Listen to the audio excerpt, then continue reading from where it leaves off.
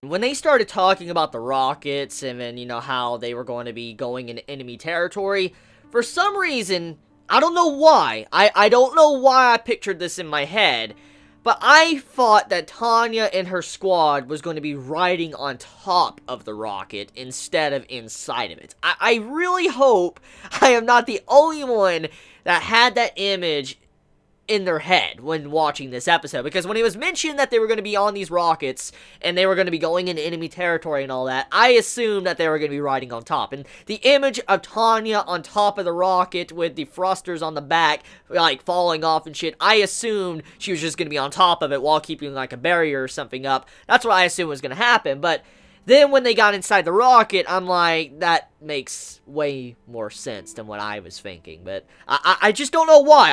I don't know why I pictured in my mind them on top of the rocket. Regardless, though, if I'm correct, now I'm not the best when it comes to technology in World War I and World War II. I know that World War II is what caused, the entire event with, the atom bomb and stuff like that. So I'm kind of curious, though, because I'm not the best when it comes to tech and stuff, like the certain little details and stuff that was advanced in World War I and II. I'm kind of curious, is the technology in what we're seeing in this episode of, Youjo Senki, is it way more advanced than World War I? Because if I'm correct, I don't think there was rockets to this scale, kind of like this in World War I. I feel like the way hydrogen was being used and all that, I feel like that was a chemical that was introduced in World War II. But I could be wrong. I could be wrong. And if I am, like I said, I'm not the best when it comes to, technology being advanced in those times. It's been a long time since I've looked into that. However, though, I feel like the way this is being introduced is way above what it was in our actual real-world timeline. And I guess it's because of, magic and stuff that's causing this type of advancement. Because you gotta remember, the way this, rocket was able to stay in place in the first place was thanks to Tanya and her squad holding it together with their magic. So, when you think about it like that, it makes sense how the rocket was able to stay together. But at the same time, though, I wonder, since they're already using stuff like hydrogen and all that, I wonder if they're going to be able to make, a hydrogen bomb or anything like that, because if they're going this far, this is a world war, technology obviously needs to advance. I'm kind of curious, will we get to that point in this series? I don't know.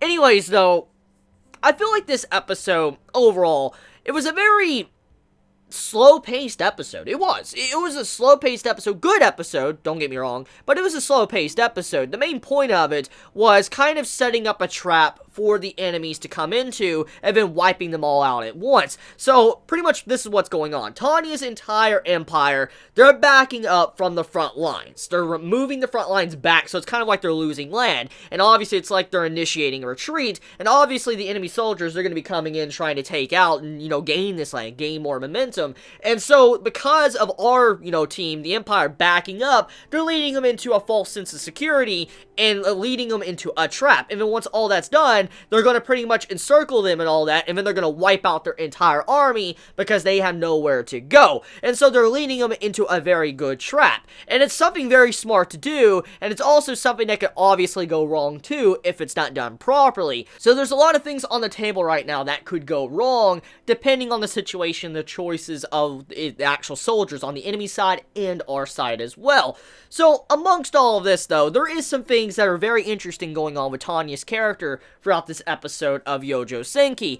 And I noticed that there was characters constantly shifting the blame in this episode. Like, Tanya's like, my hands are clean and all that, trying to shift the blame over. And then also the actual soldiers were saying like, oh, it's actually the commander's fault for why you had to do this thing, so you shouldn't have to take the blame at all. And this is something you see in everyday life. People trying to shift the blame over to someone else because they don't want to take responsibility for their own actions. Like, oh, my commander told me to do this, and so I'm not to blame. It's my commander for making me do this. But that's absolute bullshit, because regardless if the commander forced you to do it or not, you are still a person.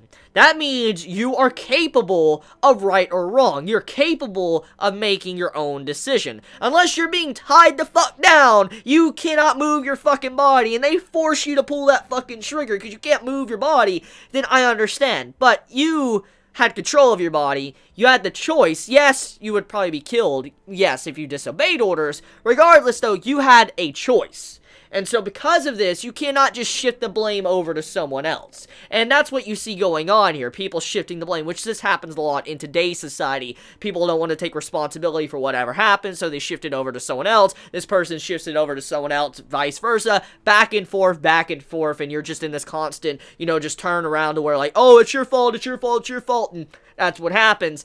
And you notice with Tanya saying this, it's kind of like she's feeling a little bit of guilt. Or in some cases, she's probably feeling like, holy shit, what I did was actually kind of fucked up. And maybe people are viewing me in a very wrong way now because of how I did what I did. And I wonder if this is going to play a role in the future of Youjo Senki with Tanya's character because of the way this was presented. Especially with the soldiers trying to shift the blame, but then Tanya saying her hands are clean as well. I'm just curious if something like this is going to happen in Youjo Senki.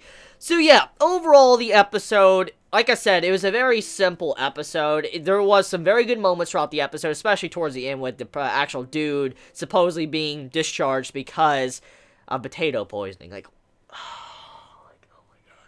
oh my god, like. Okay, so apparently if you watched, after the ending song, a soldier was sent home, he got medals and stuff, but the reason why he got sent home in the first place is because he ate a fucking bad potato. What? Like okay, I've heard of food poisoning, like, I know, I've been food poisoned too, actually. I've experienced being food poisoned when I was very young as a kid, but holy shit.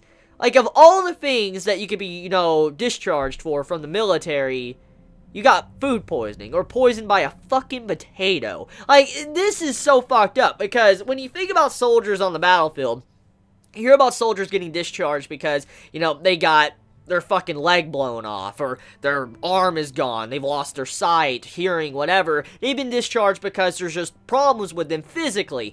But then you see this person being discharged because of potato poisoning. I'm like, what? Like, what? Like, that is something, honestly, that I probably would never want to say to anyone. Like, if I got sent out from the military and I was sitting back home and they started asking me, like, my friends and stuff, like, oh, how'd you get discharged? I'd be like, I lost my hearing or whatever, or my eyesight's not as good. I would fucking lie, or I got shot or something. I would not fucking say I got poisoned by a fucking bad potato. I don't know about you, but that's what I would say. Like, I would not admit I fucking got discharged from being poisoned by a fucking potato. So yeah, overall, pretty good episode of Youjo Senki. Cannot wait to see where it's gonna go. Let me know your thoughts in the comments below. You all have a wonderful day or night wherever you live. Please be safe. Chibi out.